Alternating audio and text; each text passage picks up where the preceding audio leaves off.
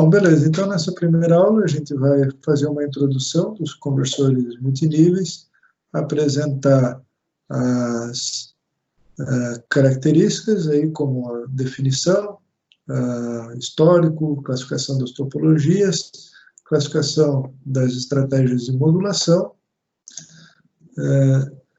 e as aplicações. Tudo isso a gente vai... assumir de volta o controle aqui. Tudo isso a gente vai trabalhar em detalhes à medida que a gente for avançando no curso. Tá? Hoje é só um overview, uma ideia geral aí por cima. Depois a gente vai entrar com bastante detalhe em tudo isso e eu espero que ao final do curso vocês tenham bastante domínio sobre todos esses aspectos. Então, primeiramente, né, o que é um conversor multinível? O conversor multinível, ele pode ser definido como multinível em tensão ou em corrente. De forma mais geral, a gente costuma trabalhar conversores multiníveis em tensão. Então, o termo multinível, ele já remete a mais de 2 níveis, certo? Então, conversores tradicionais são conversores de 2 níveis, que aplicam tensão na carga ou aplica zero, aplica corrente da fonte de entrada na carga ou aplica corrente zero. Então, esses são os conversores de 2 níveis tradicionais.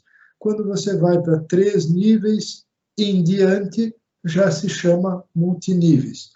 A maioria dos conversores multiníveis em produtos comerciais são conversores de 3 níveis. Tá?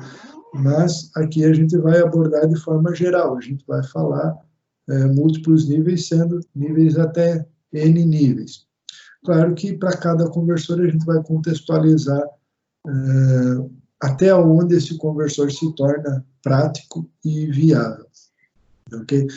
E por que trabalhar com conversores multiníveis? A ideia é você fazer um arranjo de chaves, de capacitores, de forma a ter mais níveis de tensão na carga.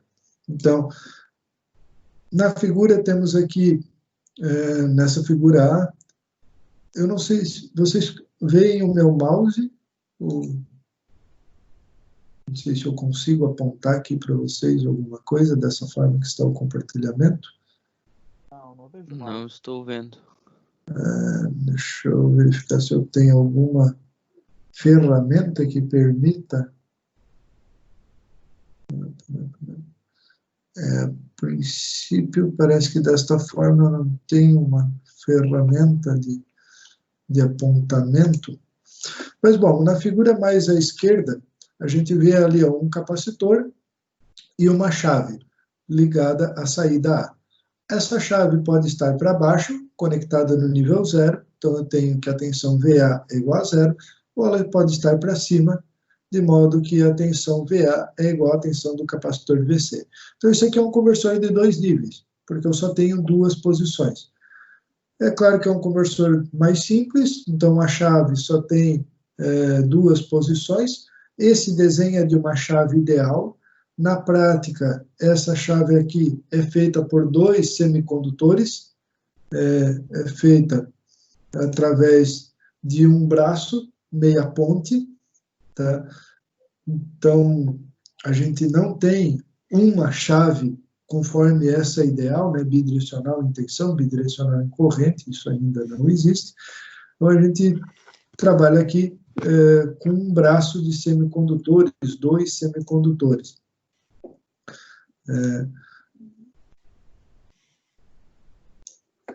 Já quando eu passo para um conversor de 3 níveis, eu já tenho que ter 2 pontes de alimentação. Então, tendo capacitores aqui, eu simulo 2 fontes de alimentação. Seria uma fonte de alimentação única, por exemplo, alimentando, ou eu posso ter 2 fontes de alimentação e usar o capacitor para fazer esse ponto central. E agora a minha chave A, ela pode trabalhar em 3 posições diferentes, aplicando na carga a soma do VC1 com VC2, colocando a chave na posição superior. Colocando a chave na posição intermediária, eu aplico só a tensão do capacitor inferior, então eu tenho só VC na carga. Colocando a chave na posição para baixo, eu tenho o nível 0. E se aqui com 2 posições eu já tinha que usar 2 transistores para conseguir fazer essas comutações, agora com 3 posições eu tenho que ter um arranjo de semicondutores, né? E isso se expande quando eu vou para mais níveis. Então, se eu tiver M níveis, eu vou precisar de M-1 capacitores, aqui M-1 fontes, e eu vou precisar de uma chave que transite M posições. Então, na verdade, um arranjo de chaves que transite M posições. E que vantagens a gente consegue com isso? Bom, primeiro, esse arranjo de chaves é bastante interessante que ele seja tal que cada transistor suporte apenas a tensão de um capacitor. Então, dividindo a tensão nos semicondutores que você tem disponível.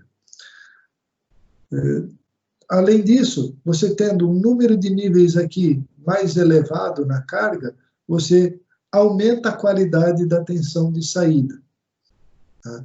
Então, essas são as 2 principais vantagens aí do conversor multinível. É para isso que ele foi concebido, para ter na saída uma tensão com maior qualidade e para repartir o nível das tensões de entrada nos semicondutores, mas ainda assim eu trabalhar com nível de tensão elevado na saída.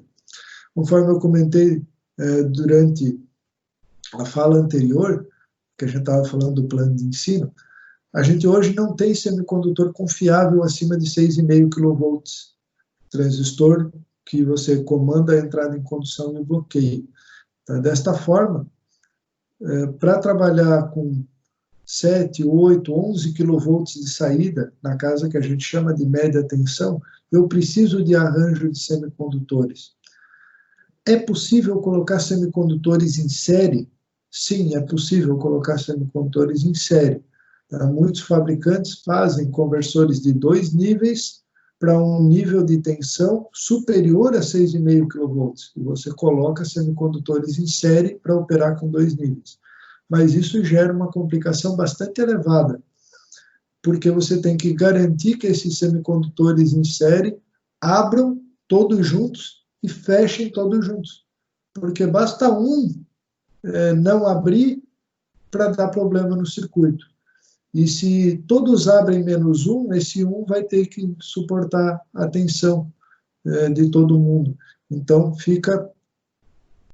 corre-se o risco da tensão não dividir adequadamente e você ter uma queima dos semicondutores.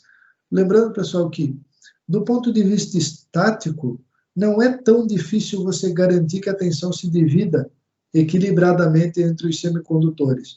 Tá? Você ter 3, 4 semicondutores em série e garantir que você reparta a tensão igualmente sobre eles, do ponto de vista estático, não é tão complicado. O complicado é do ponto de vista dinâmico. O complicado é na entrada em condução e no bloqueio. Nessa hora que você tem que garantir que todas as chaves entrem em condução juntas, todas bloqueiem juntas. E isso é difícil. Então, é aí que mora o problema. Uma vez que elas todas abriram, garantir que a tensão se divide igualmente não é tão complicado. Tá? É até relativamente simples. Então, eu falei bastante aqui da questão multiníveis em tensão, mas tudo que eu falei vale para multiníveis em corrente, só que de forma dual. Tá? Então, de forma dual, ao invés de eu ter aqui capacitores em série para fazer várias fontes de tensão, os conversores de corrente tendem a ter elementos indutivos em paralelo, para ter várias fontes de corrente. Tá? E eu vou ter também um arranjo de chaves, onde eu vou repartir a corrente entre as chaves, enquanto no conversor de tensão eu reparto a tensão entre as chaves. E eu posso ainda ter o conversor multinível em tensão e em corrente. Tá? É bem mais raro encontrar esse conversor na literatura e muito menos em aplicações. Aqui na disciplina a gente nem aborda, mas não é por desconhecimento. Tá? A gente conhece, a gente sabe que existe, só que como o nosso tempo é finito, a gente foca nas aplicações de maior interesse da indústria e eu acho que ficou bem claro para vocês aí que boa parte dos nossos alunos estão na indústria, então a gente tem que focar no conhecimento técnico, mas principalmente atendendo aí a esse anseio da sociedade. Dando sequência aqui. Então, quais são as vantagens dos conversores multiníveis? Os semicondutores, eles são submetidos a níveis reduzidos de tensão. Bom, se for conversor em corrente, nível reduzido de corrente. Tá? Eu vou sintetizar formas de onda com conteúdo harmônico mais reduzido. Nós vamos ver que a forma de onda com vários níveis, ela vai se parecer uma senoide, mesmo com frequência de comutação baixa. Então, eu consigo uma qualidade maior das tensões, e para isso eu sempre dou um exemplo que é o seguinte: todo mundo aqui usa osciloscópio, e hoje o osciloscópio é digital. Tá? Alguns aqui devem ter trabalhado bastante com osciloscópio analógico, mas já faz bastante tempo que todo mundo usa osciloscópio digital. O osciloscópio digital, a grande maioria trabalha com 8 bits de resolução. Isso quer dizer que ele só tem 256 passos lá para formar a forma de onda na saída. E quando você mede a tensão da rede no osciloscópio, você olha aquilo como uma senoide. Você não vê a tensão da rede como sendo vários quadradinhos que estão subindo e descendo com formato senoidal. Então, 256 níveis num osciloscópio já fazem com que uma forma de onda que é, a grosso modo, digital, se pareça uma senoide, se pareça um sinal contínuo. E eu coloco para vocês que a gente nem usa tudo isso, né? Porque dificilmente você está com o osciloscópio ocupando a escala inteira. Então, quando a gente para pensar nessa análise, tá, é bem comum você estar com o osciloscópio para medir a rede numa escala de 100 volts por divisão. Então, são 4 divisões para cima, 4 divisões para baixo. Ao todo, você tem 800 volts na escala do osciloscópio. Para 256 níveis, isso é aproximadamente 4 volts por divisão. Então, qualquer medida menor do que 4 volts no osciloscópio não é muito confiável. Tá? Não é muito confiável porque o seu osciloscópio não tem resolução para isso. E quantas vezes a gente não está usando o osciloscópio numa escala que você está usando só 2 divisões para cima, 2 para baixo? Porque a escala da ponteira não fica legal, se você aumenta uma, passa da tela, e você volta, fica lá reduzido. Então, você começa a trabalhar ali com 100 e poucos bits, 100 e poucos bits, não, 100 e poucos níveis, menos do que 8 bits, tá? Algo na casa aí de 7 bits de resolução, e ainda assim a forma de onda parece ser uma forma de onda contínua. Tá? Então, a partir de 30, 40 degraus, 30, 40 níveis de resolução, a forma de onda, mesmo sendo quantizada, que é o que faz um conversor multinível, ela vai se parecer uma forma de onda contínua com baixo conteúdo harmônico e baixa derivada de tensão. Porque eu posso estar gerando na saída 11 kV, mas eu não vou estar comutando de 0 para 11 kV e retornando para 0 num único passo. Eu vou sair de 0 para 11, mas com vários degraus, tá? Com vários steps, com vários passos, de forma a reduzir tanto o conteúdo harmônico quanto as derivadas de tensão e corrente, que atrapalham a nossa vida aí por conta da interferência eletromagnética. Então, o conversor multiníveis, ele também tende a ter uma interferência eletromagnética bastante reduzida. Outro ponto importante é reduzir a frequência de comutação. Se eu tenho várias chaves para comutar, eu posso ter na saída uma tensão de qualidade, mesmo que cada transistor comute na baixa frequência. Porque, como eles estão associados, nós vamos ver aqui, boa parte dos conversores, você vai ter na saída uma frequência que ela é um múltiplo da frequência dos teus interruptores individuais. Então, cada interruptor pode estar comutando na frequência fundamental da rede, em 60 Hz. mas na saída apareceu uma frequência equivalente bem mais elevada. Então, se eu pegar um conversor de 10 níveis, eu posso ter na saída 600 Hz de frequência de comutação, mas cada chave está comutando a 60 Hz. Então, isso vai também melhorar bastante o quesito perdas. Tá? Especialmente que a gente está falando de conversores cujo maior foco é média tensão, média e alta potência. Existe uma penetração razoável de conversor multinível em baixa tensão. Entretanto, não é o seu maior foco. Então, o maior foco é média tensão, média e alta potência, e nessa ordem, as frequências de comutação não são elevadas, porque os transistores são lentos. Tá? Transistor para 3,3 kV, para 6,5 kV, você não vai conseguir comutar muito mais do que 1, 2 kHz de chaveamento. As perdas ficam muito, muito, muito expressivas. Você não vai conseguir ter uma frequência de computação de 40, 50 kHz, que é muito comum em conversores de 2 níveis até 600, até 1000 volts de barramento. Então, poder multiplicar a frequência de saída é bastante importante. Com isso, eu posso drenar uma corrente de entrada com baixa distorção harmônica. Tá? Então, eu vou me permitir tanto aplicar na carga uma tensão com baixa distorção, quanto consumir da rede uma corrente com baixa distorção. Então, conseguir fazer aí o fator de potência elevado. E eu reduzo a tensão de modo comum.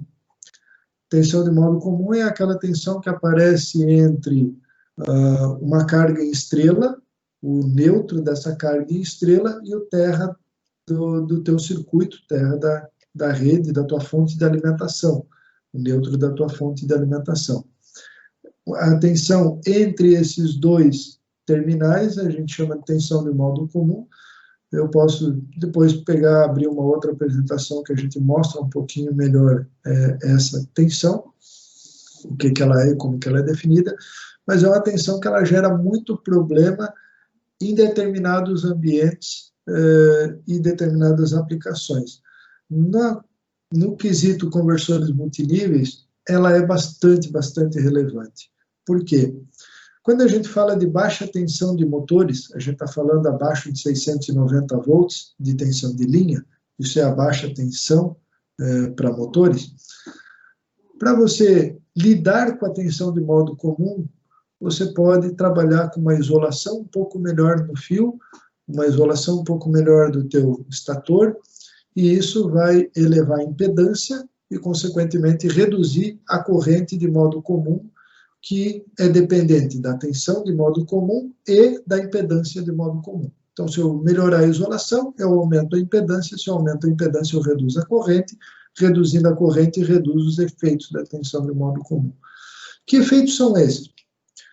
Bom, você pode ter desgaste nos rolamentos do seu rotor, tá? Porque o elétron é corrente, e uma corrente circulando pelos mancais, pelos rolamentos, porque é uma corrente de fuga, essa corrente de modo comum vai deteriorar a vida útil dos rolamentos, que pode levar a faiscamento.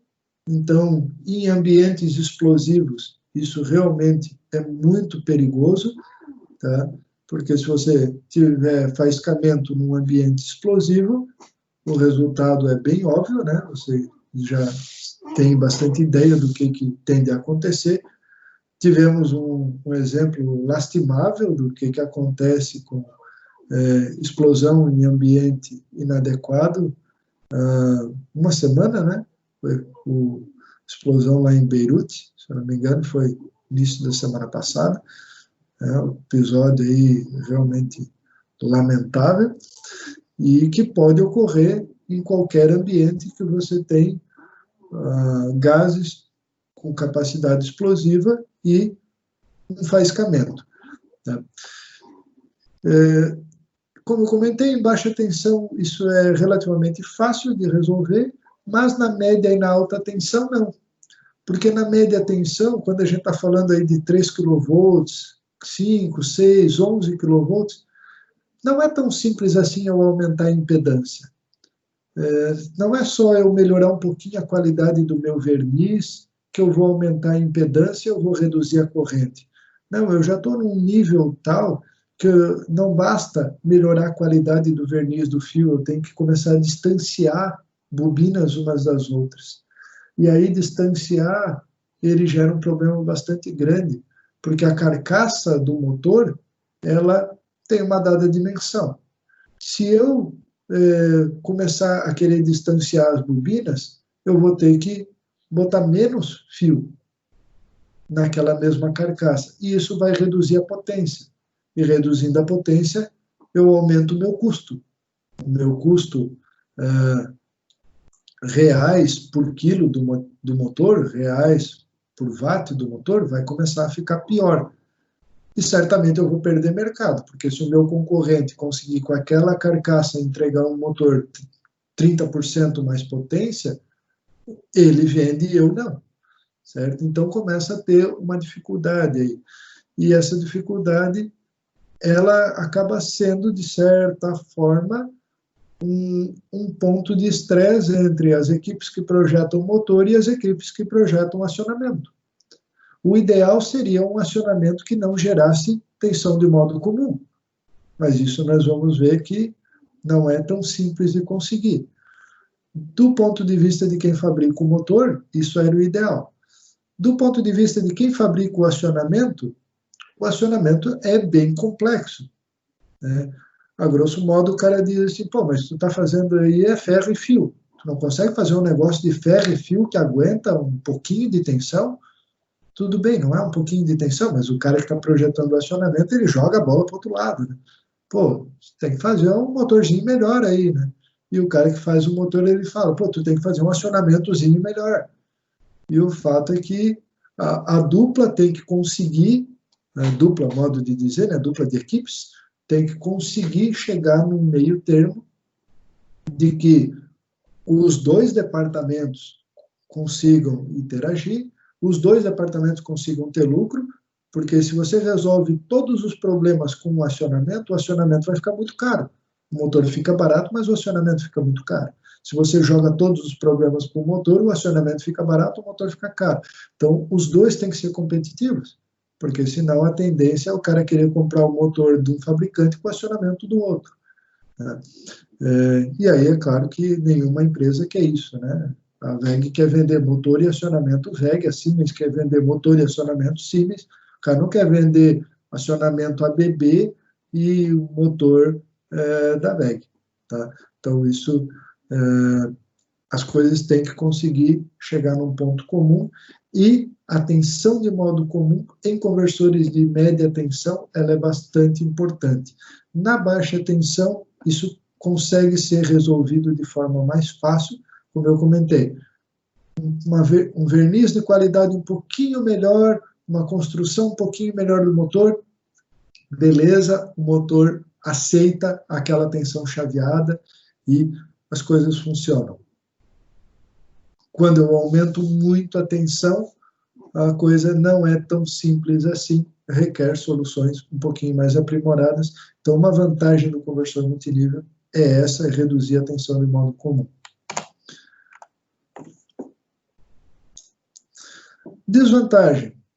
A gente tem um grande número de semicondutores. Quanto mais níveis eu tenho lá na saída, eu comentei algumas transparências atrás, né? O 2 níveis eu já não uso um transistor só, eu já tenho que usar um braço de transistores, eu já uso 2 transistores. Os conversores de 3 níveis, nós vamos ver que utilizam 4 ou mais transistores, tá? E se eu uso mais transistores, eu uso mais circuitos de comando, eu uso mais drivers. E com mais transistores e mais drivers, eu tenho maior complexidade, tá? Complexidade para fazer a modulação. Entretanto, também, quanto maior a complexidade, eu posso tirar vantagens numa maior complexidade. Se eu tenho mais chaves, às vezes eu tenho mais níveis de tensão redundante. Eu posso usar esses níveis de tensão redundante para conseguir melhorar características adicionais no meu circuito. Então, isso a gente vai ver quando vai ficar mais claro vendo os conversores. A gente vai mostrar conversor que não tem nível redundante, vai mostrar conversor que tem nível redundante e como aproveitar esses níveis redundantes. Nesse momento agora, é importante entender que mais complexidade, claro que é uma desvantagem, mas eu posso diminuir um pouquinho essa desvantagem aproveitando essa maior complexidade para atender uma gama maior aí de tarefas, porque é difícil, para não dizer impossível, você otimizar tudo. Tá? Eu acho que quem já está no mercado de trabalho, quem já está projetando e sentindo a pressão da indústria, sabe bem disso. Quem é meu aluno já ouviu eu falar isso diversas vezes, o cobertor é curto. Eu não consigo otimizar tudo em área alguma. Tá? Não existe só bônus de forma alguma em área alguma. Então, se eu conseguir fazer uma topologia que é muito, muito, muito boa, ela vai ter um ponto que ela vai ser pior. Ou vai ser custo, ou vai ser robustez, ou vai ser complexidade, ou o controle dela vai ser mais complexo. Mas você não vai ter um conversor que vai ser a topologia mais simples, mais barata, de menor peso, de menor volume, com menor complexidade e melhor desempenho, melhor qualidade na corrente, na tensão, nas perdas. Não existe isso. Tá? Eu não consigo ter tudo de melhor. Sempre vai ter algo melhor, algo pior. E graças a Deus que é assim, senão a gente não teria emprego, porque já estaria tudo feito. Né? Se fosse fácil, estava pronto. E se tivesse pronto, eu vou estar ensinando o que para quem? Né? Não teria sentido, nem eu de ensinar, nem vocês de aprender. Então, a gente tem que entender isso como uma oportunidade. Mas não deixa de ser uma desvantagem. Bom, então um pouquinho do histórico aqui. O primeiro conversor multiníveis a surgir foi essa patente, em 1975, do Baker, que ele apresentou um conversor ponte completa em cascata, que consegue sintetizar a forma de onda na forma de degraus, como mostrado aqui na figura. Então, você consegue ir chaveando cada conversor desse ponte completa, somando as tensões. Então, você liga as chaves 1 e 4 do estágio 1, você vai estar somando a tensão E1, e aí você liga depois as chaves 1 e 4 do estágio 2, soma a tensão E2, e assim por diante, até você somar as 7 tensões, depois você vai desligando as fontes aqui e reduz a tensão a zero. Se você inverter e ligar as chaves 2 e 3, você faz o semiciclo negativo. A gente já observa aqui uma forma de onda aproximadamente senoidal, tá? E cada conversor desse comuta uma vez só no período. Claro que você tem que ter um circuito lógico aqui bastante relevante, porque são 4 semicondutores por estágios. Então, aqui, com esse conversor desta forma que está mostrada, com fontes simétricas, depois nós vamos ver como trabalhar isso aqui também de forma assimétrica, mas com fontes simétricas, todas fontes iguais, com 7 conversores aqui, você consegue 7 níveis positivos, 7 níveis negativos, mais o nível 0. Então, você consegue aqui 15 níveis, tá, para um conversor. Só que para conseguir 15 níveis, você usou aqui 7 vezes 4, 28 interruptores. Então, 28 interruptores, 28 circuitos de driver e uma lógica adequada para comandar todo mundo. Tá? Então, temos benefícios, mas temos aí um trabalho bastante grande. Uma das vantagens desse conversor é o fato dele ser modular, então eu posso projetar apenas um conversor ponte completa e arranjo quantos eu quiser em série, tá? Quantos mais níveis eu quiser em série. Então isso ajuda bastante no quesito manutenção e montagem. Tá? Por outro lado, eu preciso de 7 fontes isoladas, eu tenho que alimentar cada fontezinha dessa aqui isoladamente. Então, isso é um lado contra aqui desse conversor.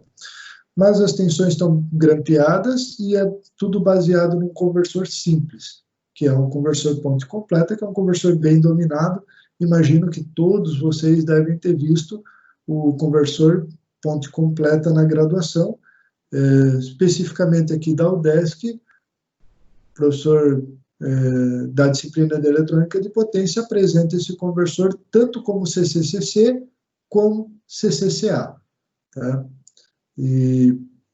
Então, é um conversor dominado aí pelos alunos de graduação, sendo projetado um deles e colocado vários em série, uma conexão que a gente chama de cascata. Então, por isso que esse conversor é o cascata de ponte completa. Você forma aí o primeiro conversor multiníveis que tem origem dessa patente do Baker, de 1975. Lembrando que 75 é o ano de concessão da patente, tá? Se a gente abrir a patente, a gente vai ver que ela foi submetida ali uns 2 anos antes, se eu não estou enganado. Só espero que ninguém diga que isso aqui é muito velho, porque eu sou de 77, então se o cara falar que 75 é muito velho, eu vou ficar um pouco ofendido. Tá? Então é um conversor novo, é um conversor recente, tá? De 75, bem recente, tá? Novinho. Outro conversor também desenvolvido pelo Baker, então observe-se que o Baker ele estava procurando bastante essa divisão de tensão nos semicondutores nessa época, foi o conversor do tipo NPC. O NPC ele vem de Neutral Point Clamped, então grampeamento através do neutro. A gente observa aqui uma fonte, tem 4 em série, mas faz o papel de uma, tá? Então você tem aqui uma fonte, outra fonte, então, 99, 100, 101, 102, olhando para a figura 4, formam uma fonte. Eu estava apontando com o mouse, acabei me esquecendo que vocês não estão vendo o mouse. 103, 105, 103 a 106 formam outra fonte. E agora a gente tem 4 chaves, chaves 1, 3, 5, 7, são chaves bidirecionais. Aqui está desenhado chave simples, mas são chaves bidirecionais, transistor com diodo em antiparalelo. E a gente tem 2 diodos, diodo 15 e diodo 17, que fazem o grampeamento desse ponto central, que é o terra, que está representado ali no ponto 13. Tá? Então, o ponto central, ponto 13, que é o meio das fontes de alimentação, através dos diodos 15 e 17, é grampeado no meio das chaves superioras e inferioras. Isso aqui é para um braço, tá? E esse conversor com ponto neutro grampeado, ele aplica na carga 3 níveis de tensão. Eu posso fechar as chaves 1 e 3 e aplicar tensão das fontes superioras, então aqui nesse desenho 4E. Eu posso fechar as chaves 3 e 5 e eu vou aplicar tensão 0 na carga, porque eu estou ligando o ponto de saída, que é o 19, no ponto 13. Se a corrente for positiva, ela vai circular através do diodo 15 e da chave 3. Se a corrente for negativa, ela vai circular através da chave 5 e do diodo 17. Pessoal, não se preocupe em focar tanto na compreensão desse conversor nesse momento, porque nós vamos ter a aula só para isso. Tá? Mas aqui é só para dar a visão geral. E se eu fechar 5 e 7, eu aplico a tensão menos 4E. Então, eu tenho 3 níveis, 4E, 0 e menos 4E. Então, esse é o NPC de 3 níveis, que é, de longe, o conversor multinível mais empregado na indústria. Tá? Quando nós falarmos das aplicações, nós vamos mostrar as aplicações. Todo grande fabricante tem um NPC de 3 níveis na sua linha de produtos. E esse NPC ele pode ser estendido para mais níveis. Se eu continuar colocando mais chaves em série, com mais diodos de grampeamento, só que agora os diodos de grampeamento não estão ligados lá no ponto do terra, mas sim no meio das fontes aqui, eu começo a ter mais níveis. Então, na figura 5, a gente já vê um conversor multiníveis ali de 5 níveis. Tá? Esse conversor, a indústria abraçou ele tem características bastante interessantes, especialmente na versão 3 níveis. Versão acima de 3 níveis, ele já não é tão interessante. Tá? Nós vamos ver alguns pequenos pecados dele aqui. Ele não divide igualmente a corrente entre as chaves, o que para projeto da potência acaba sendo um problema grande. E o grampeamento, ele é feito de forma indireta. Então, eu não consigo garantir bem que a tensão divide igualmente. Na prática, isso se torna um problema muito grande, de forma que a gente vê mais dificuldade na aplicação do conversor 5 níveis como um circuito comercial. Alguns de vocês, especialmente o pessoal que trabalha na indústria, já deve ter visto dizer assim, mas a WEG tem NPC de 5 níveis. Sim, a WEG tem NPC de 5 níveis, feito com 2 caras desses de 3 níveis conectados na configuração ponte completa. A gente vai ver isso também. Não é um braço de NPC de 5 níveis. Tá? O pessoal não tem feito dessa forma. Um braço de 3 níveis, ok. 2 braços de 3 níveis formando um ponte completa, conectando a carga aqui no meio, ok, funciona muito bem. Um braço de 5 níveis, já temos um pouco mais de dificuldade no funcionamento. Dando sequência ao nosso histórico, em 81,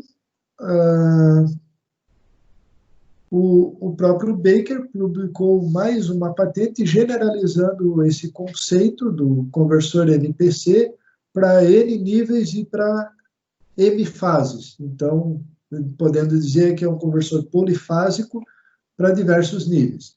Então, basicamente, foi uma extensão da patente anterior. Essa daqui, ela é muito, muito, muito citada. Tá? Essa patente é bastante citada, porque ela traz um conceito mais geral, apesar de não ser, historicamente, a primeira.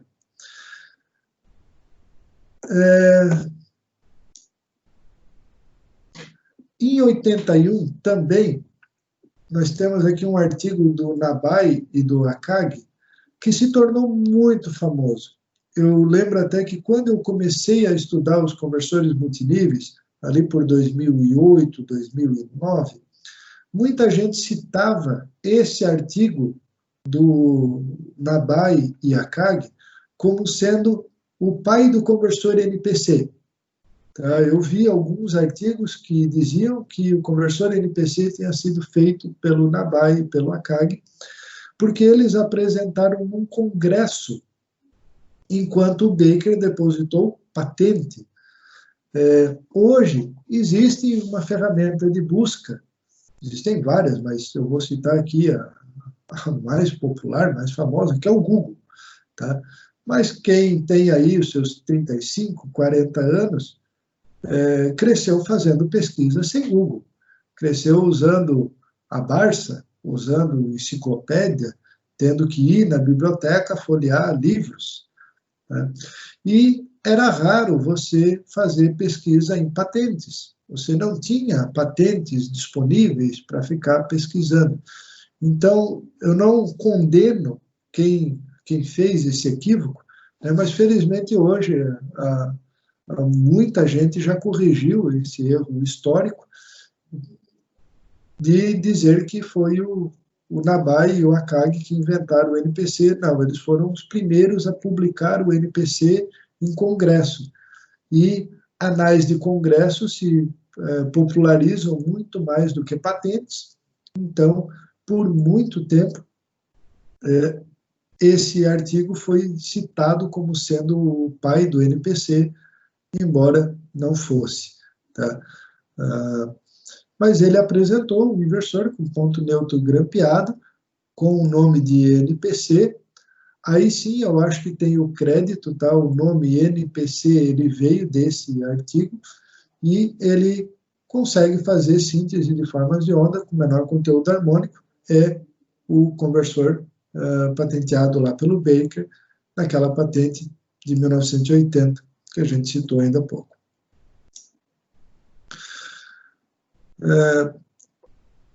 Depois, em 83, a referência 10 aqui, que é do Stefanovic, ele apresenta uma estrutura generalizada de conversores multiníveis PWM. E, salvo engano, foi a primeira vez que apareceu o termo multinível. Tá? Então, foi onde começou-se a popularizar esse termo multinível.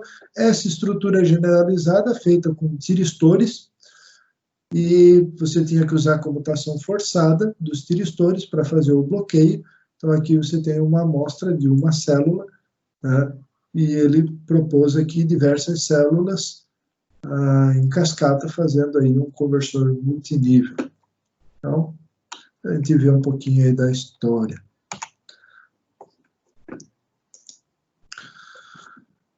Em 92, Thierry Maynard e o Henry Fott, eles propuseram um conversor com capacitores flutuantes, conversor conhecido como flying capacitor.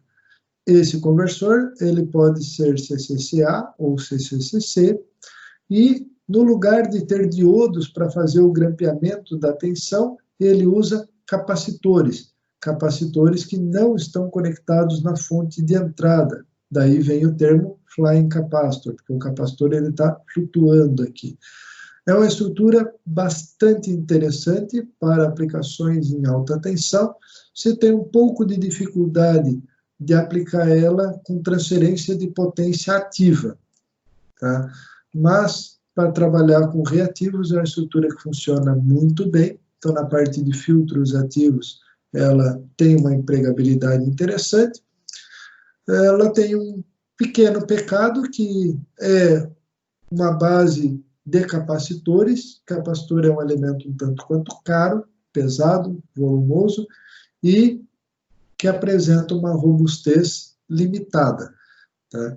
Então, hoje ainda na indústria, a gente vê uma aplicação menor do conversor flying capacitor em relação ao NPC, porque o NPC você usa mais semicondutores, menos capacitores. Aqui, ao contrário, você usa mais capacitores, mas você não tem diodos de grampeamento, tá? Então, esse conversor é bastante interessante, e com o avanço dos materiais e o desenvolvimento tecnológico, ele está cada vez mais ficando interessante para aplicação. Tá? Eu encontrei um artigo, se eu não me engano, de 2017, talvez 2018, que eu vou deixar disponível para vocês, quando a gente tiver aula de flying capacitor, que é um conversor deste, flying capacitor, para 13 níveis, para aplicações espaciais. Tá lá nos agradecimentos, agradecimento à NASA, que financiou o projeto, um conversor com uma densidade de peso e volume espetacular, frequência de computação muito alta, 13 níveis, um conversor de 3 kW, numa plaquinha extremamente reduzida, uma tecnologia aí bastante interessante, que mostra que, superando um pouquinho a limitação dos capacitores aí em termos de vida útil e custo, né, o conversor se torna bastante importante. Aplicações aeroespaciais geralmente tendem a se permitir trabalhar com custo mais elevado, certo? Por quê?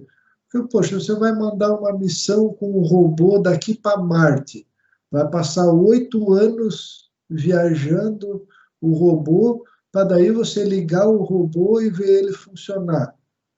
Sinceramente, faz diferença se custou 1 milhão ou se custou 10 milhões, se o negócio não funcionar?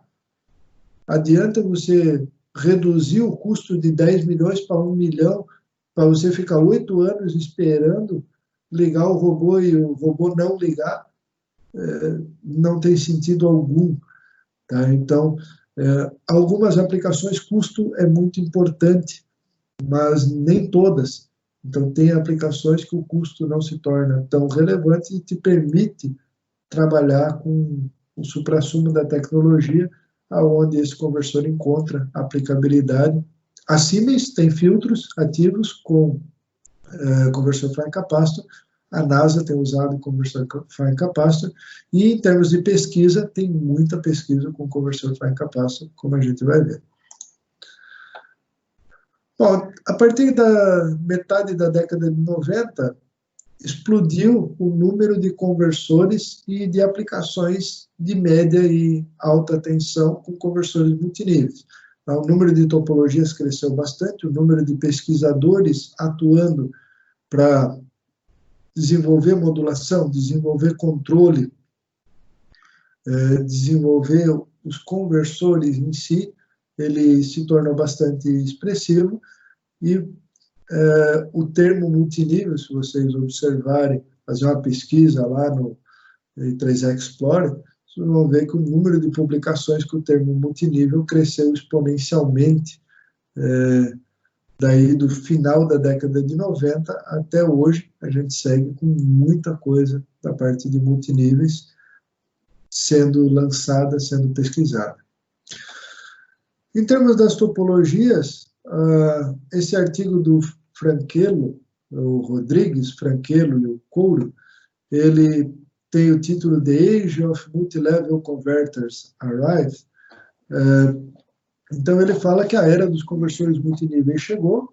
É um artigo de 2008, possivelmente um dos mais citados, porque ele faz um review de conversores multiníveis. Então, quem quer começar nessa área acaba lendo esse artigo.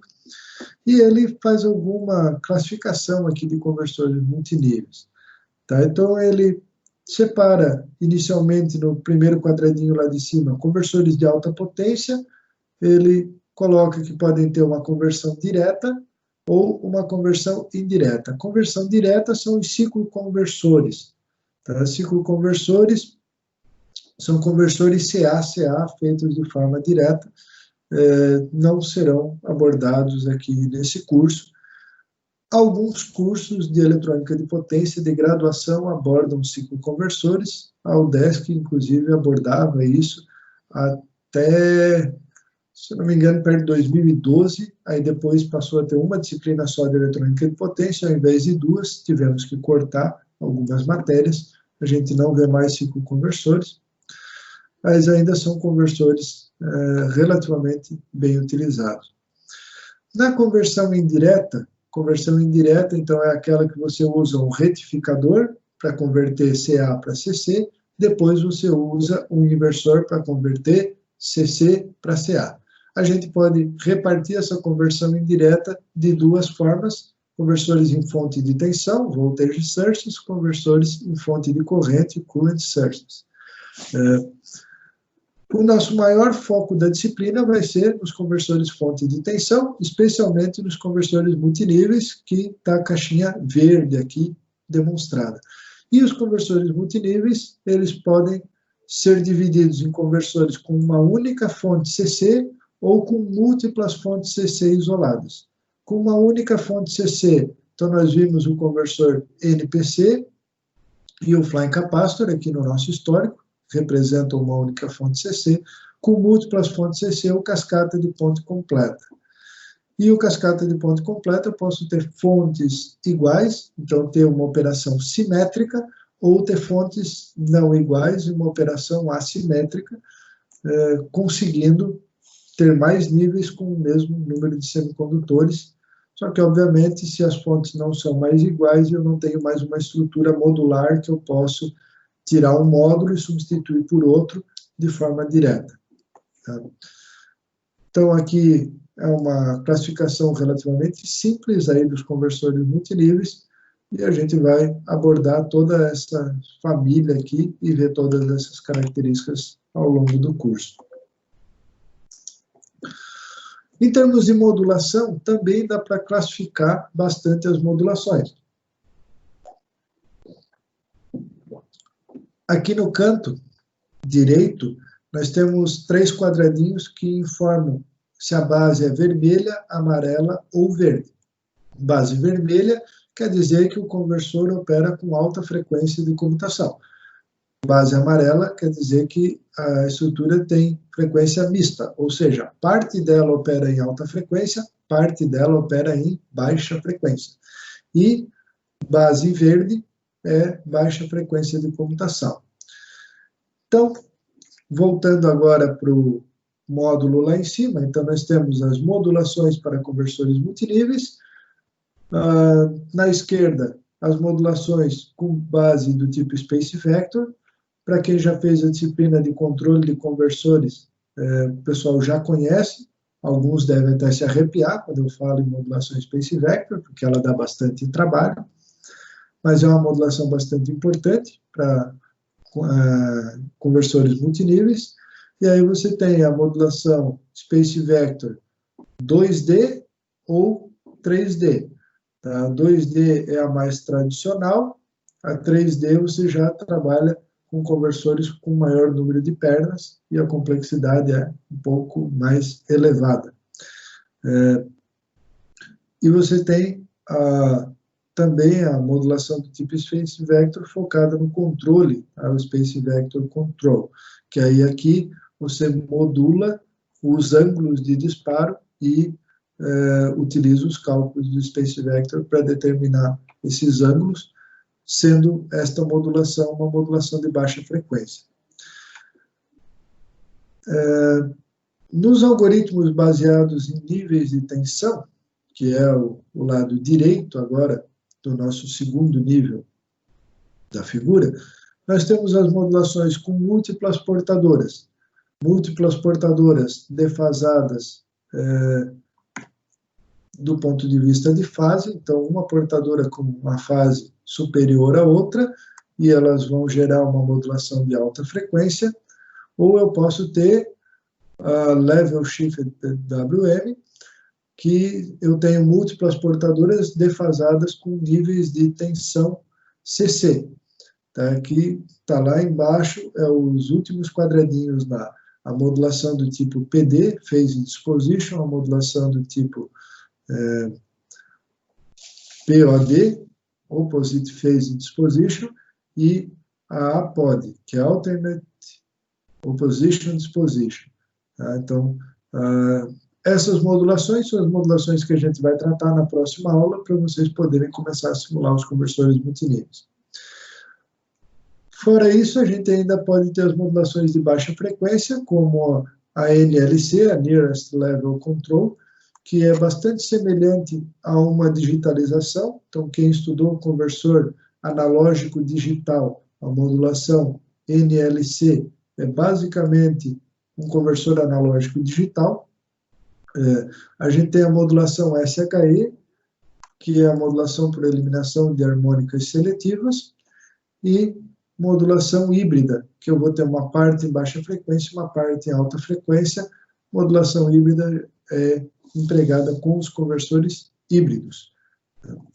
Então, aqui são algumas divisões de modulação que a gente vai estudar.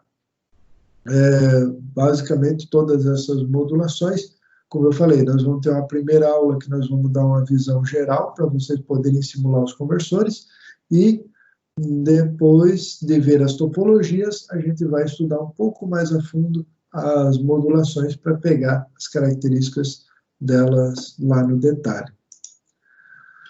Em termos de aplicações, existem inúmeras aplicações, tá? Eu não vou detalhar todo esse gráfico que está aqui no artigo do Franquelo, mas de forma geral, você pode ter, começando aqui de cima, na parte de cima, da esquerda para a direita.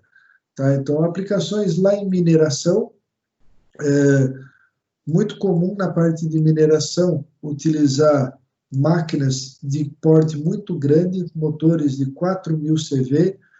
Esses motores dessa ordem de potência, o rendimento deles é muito, muito relevante, e você ter um motor a diesel de 4.000 CV variando velocidade, ele se torna muito dispendioso.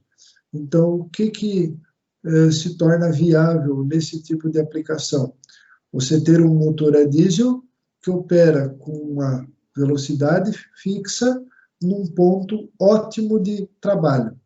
E este motor toca um gerador que, por sua vez, vai acionar o motor que vai tocar as rodas.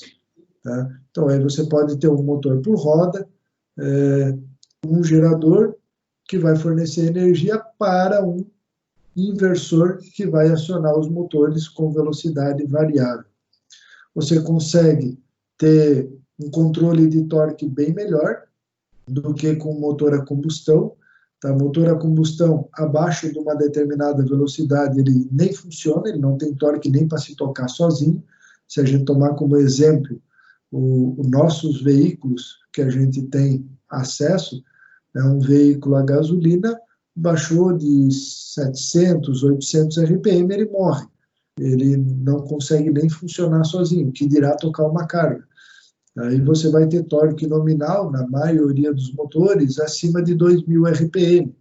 Um motor elétrico, com um controle adequado, você pode ter torque nominal a partir de 1% da velocidade, até 100% da velocidade você ter torque nominal. E você pode passar de 100% da velocidade.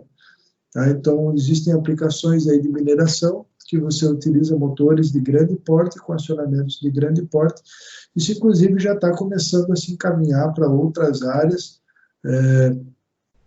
até a aviação. Tá? Eu, lá por 2008, por aí, eu fiz um cruzeiro, e o cruzeiro, ele tinha esse tipo de acionamento. Tá? Tinha um motor a diesel que tocava os geradores, e os geradores tocavam acionamentos, os drivers que acionavam os motores. Como é que eu sei disso? Bom, o próprio capitão, ele tem um dia que ele apresenta como é que é o navio, e infelizmente ele não deixou eu visitar a casa de máquinas, né, que a gente gostaria, mas ele apresenta fotos e características do navio, tá? E apresentou essa estrutura, então a gente sabe que isso está sendo aí bem aplicado. Então, aplicações de mineração, aplicações de acionamento de motores. Então, partindo aqui para a terceira figurinha, tá, os drives com velocidades variáveis. Então, aqui é apresentado um transformador, um retificador e o inversor que aciona o motor, onde você pode ter principalmente as duas estratégias de controle que se usa com acionamento de motores, aqui o DTC e o FOC, que é o Direct Torque Control e o Field Oriented Control, é o controle direto de torque, o controle orientado de campo. São duas estratégias de controle para fazer velocidade variável com torque nominal em acionamento de motores. Aplicações com energias renováveis, então parte de fotovoltaico e eólica. Da parte de fotovoltaico, a gente tem muitos conversores para fotovoltaico de baixa potência, ok? Onde não tem tanto sentido um conversor multinível, mas está cada vez mais comum as usinas solares, onde você tem 1 megawatt, 2 megawatts de planta fotovoltaica. Então, começa a fazer sentido usar conversores multiníveis lá, porque você já tem várias fontes isoladas. E a aplicação eólica, essa faz muito sentido, né? Você precisa de 2 conversores, você tem que converter CA para CC, porque a energia que vem do vento, ela varia muito, então o gerador ele acaba variando em amplitude e em frequência. Para poder injetar essa energia na rede, eu tenho que converter para CC, depois converter para CA, com amplitude fixa, com frequência fixa. Aerogeradores hoje, a Vestas fabrica aerogeradores de 7 MVA, então uma potência bem expressiva. Aqui no Brasil, o mais comum aí é 1.2, 2 MVA de potência, mas já é uma potência razoavelmente acima do que um conversor de 2 níveis tem capacidade de trabalhar. Então, conversores multiníveis são muito aplicados aqui nas energias renováveis. Tá? Então, aí parte de ressonância magnética, de imagens, interface com a rede e aí aqui eu destaco principalmente o HVDC, que conversor que hoje tem feito conexão CC-CC de circuitos, aonde o conversor MMC, Modular Multilevel Converter, tem dominado, trabalhando com amplitudes de... na página da Siemens, ela fala de até 1 gigavolt de tensão, mas, salvo algum engano, o máximo que eu vi realmente de aplicação foi 700 kV. Tá? Mas na página da Siemens ele diz lá, até 1 gigavolt eles oferecem de tensão de barramento para fazer conversão CC-CC e interconectar sistemas. Para quem não sabe, é muito mais barato você transmitir energia em CC do que em CA. Tá? Primeiro, porque em CC você pode trabalhar só com 2 fios. Você trabalha com positivo e negativo e circula energia pelo terra. Um sistema trifásico, você vai ter que trabalhar com 3 fios. Então, só isso já diminui a infraestrutura das torres de transmissão. Além disso, em CC, a corrente de pico é igual à corrente eficaz, que é igual à corrente média.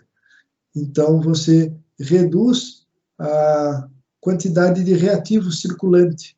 Tá? Se a tua corrente for constante mesmo, a quantidade de reativo circulante é mínima. E em CA, você tem uma quantidade de reativo circulante bem razoável. Então, as perdas da linha de transmissão em CC são muito menores do que em CA. Então, vale muito a pena eu transmitir energia em CC. Só que CC tem um grande problema, que é você extinguir arco. Quando dá um problema, que a linha de transmissão cai no chão, fecha um curto, fecha uma falta, em CC eu tenho que abrir o circuito com corrente. Em CA, se eu fechar uma falta, em algum momento a corrente passa por zero. Certo? Fecha um curto num sistema em corrente alternada.